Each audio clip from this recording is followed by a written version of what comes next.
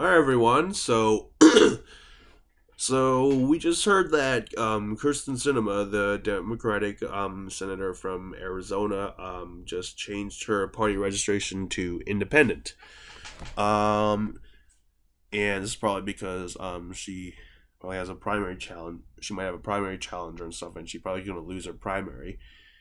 Um, so so I do think. So I wanted to do a matchup between Kyrsten Sinema, even though she's independent, let's assume either she runs as independent on a presidential level, and Democrats don't run a candidate, or she still runs as a Democrat. But I mean, I don't know how she probably wouldn't win a primary, but so I don't know. But I just assume just Kyrsten Sinema versus Tulsi Gabbard on the Republican side.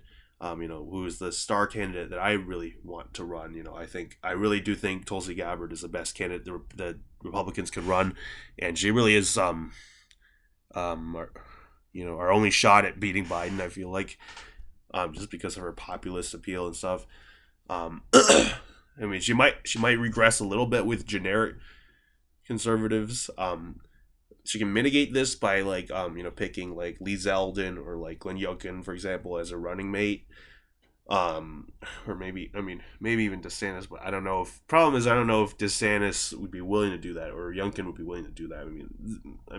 Or even Zeldin, but I think Zeldin probably maybe he'd be willing because maybe just repay the favor because Tulsi supported his governor campaign. um that he nearly won in New York. Sorry, I'm still recovering from COVID. As we speak. Um, so you have like a very moderate, Democrat in Kyrsten Sinema, and then we have like a very populist Republican, who would actually be economically to the left, of Kyrsten Sinema. Kyrsten Sinema, she's very she's very anti-populist in her record in the Senate. Like she's against the minimum wage. She's against she keeps vetoing legislation like that and like environmental stuff. So I feel like that you know signifies the direction they might go with the workers. I feel like Kyrsten is probably going to do better with like some moderate Republicans might like switch. I mean, a lot of them have already switched their votes to like Biden, so they're probably gonna stay with Sinema instead of Tulsi since Tulsi's economically left. But with the workers, I feel like Tulsi would do a lot better. Because she has so much populism and Sinema just lacks that. She's like anti-populist. So let's going to the states. I think first, Arizona. I think just because it's her home state, even though she's not very well liked there with the Democrat voters, but some of them, I think she'll be saved by moderate Republican voters. So I think Arizona still be blue. I mean, well, I'm not sure they really would take kindly to like someone like Tulsi Gabbard, who's very economically left either. While Nevada, Tulsi is she's got libertarian appeal, so I see she would easily win Nevada. Probably like a high lead margin, probably close to even likely. Say, Utah, on the other hand, I mean, I feel like Tulsi would regress a bit here. I think a lot of these people here would prefer the moderateness of Kyrsten Sinema and her economically being very, um, you know, moderate and non-populist. So Utah, I think, would go down to a likely red margin. For the record, I'm using safe is above 10, likely is above 5, lean is above 1, till is 0 to 1% margin.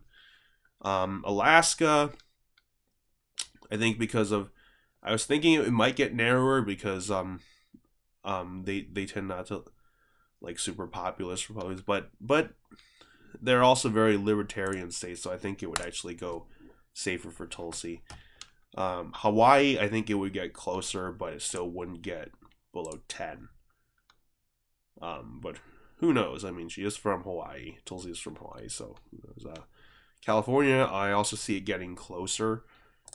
probably just barely, but it's still not below 10. Washington also, I think a lot of progressive voters would switch their vote to Tulsi. Still wouldn't get below 10. Colorado, I think, would get below 10. Progressive voters there would switch. Oregon also would get closer, but not below 10. It's probably be only slightly over 10, like 11-ish margin. New Mexico, I mean, Tulsi's got a lot of appeal there to libertarians. There's a libertarian state. But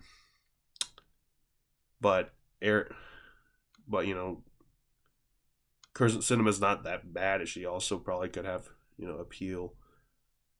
I mean, and there's like a partisan lean. I'd say it would get down to a lean, possibly even tilt. It would get a lot closer. Idaho, a lot of these traditional Republican states, generic conservative states, she would regress, but not below 10.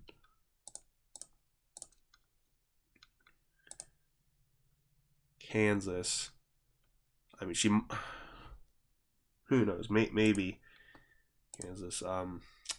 Iowa and Ohio with the, you know, which Kyrsten Sinema would get crushed here just because of how populist Tulsi is and how anti-populist Kyrsten Sinema is.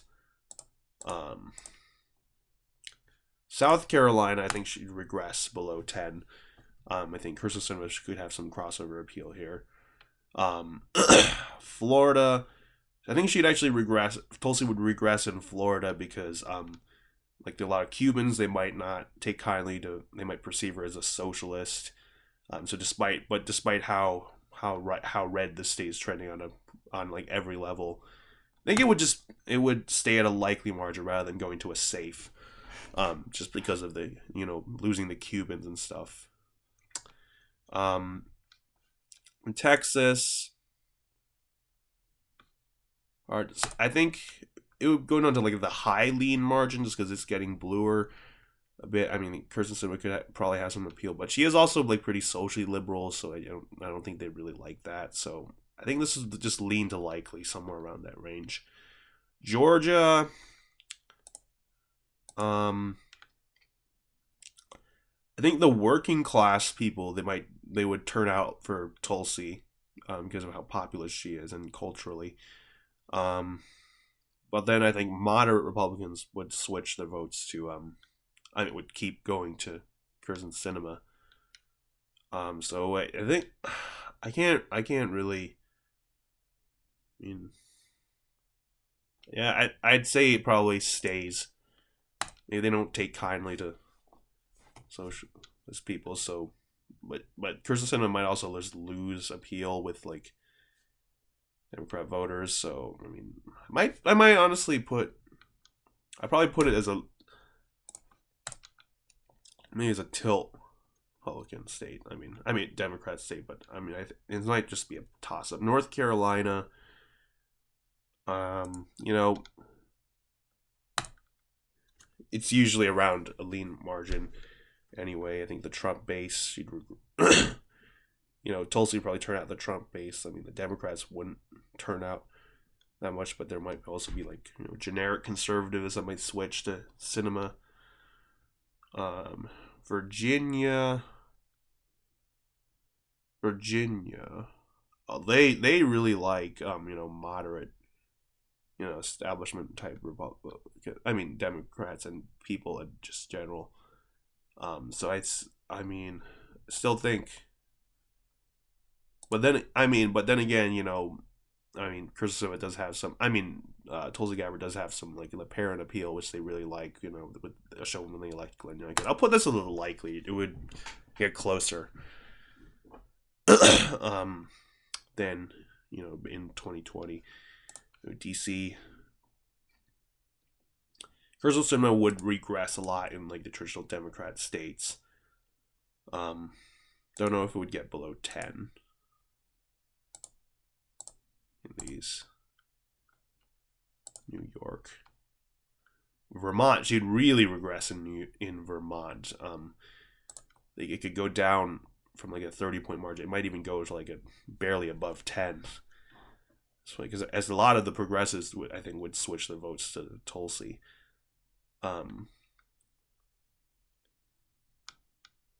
Now, Illinois could also, get closer. I still don't see it going below 10.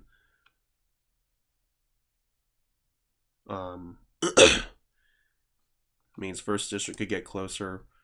Tulsi would crush it in the second district.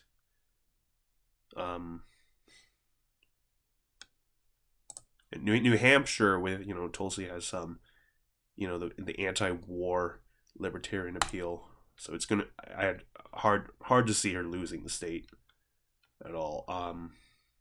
Maine at large, you get very close, but Kyrsten was not that bad, so I don't know. Don't really see it flipping. The Rust Belt. This is the place where Tulsi really crushes it and does amazing. Wisconsin. I mean, it could even go into like very likely territory.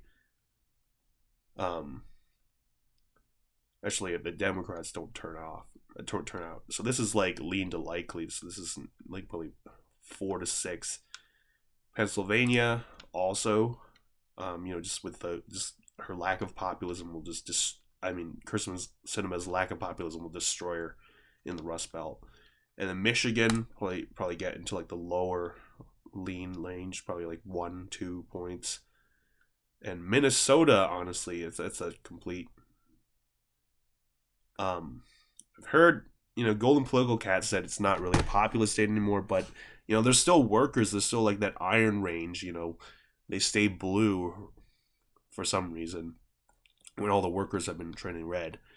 But I think given Kyrsten Sinema's lack of populism and Tulsi's like very populist, that might be enough to turn them red.